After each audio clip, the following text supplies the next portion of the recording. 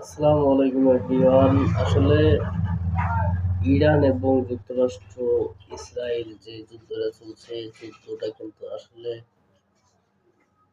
সংখ্যা অনুপাতিক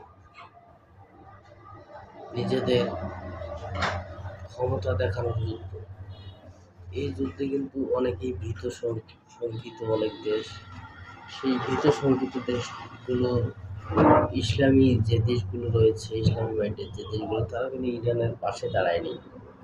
এটা আমাদের জন্য খুবই দুঃখজনক বিষয় যে আমরা সবাই ঐক্যবদ্ধ নই। আমরা অন্যের কাছে ভীত।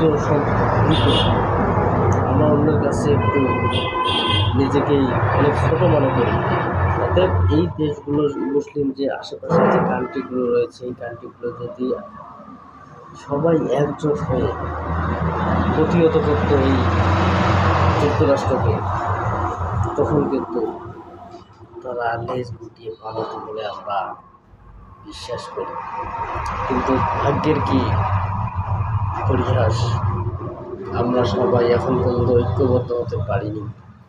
আমাদের ঐক্যবদ্ধ হওয়া দরকার এবং নিজের জন্য, নিজের ইসলামের জন্য ঐক্যবদ্ধ থাকা দরকার। আন্তর্জাতিকভাবে আজকে ইরান যে এককভাবে লড়ে যাচ্ছে, এটাও কিন্তু তাদের বীরত্ব বলে মনে করি আমরা।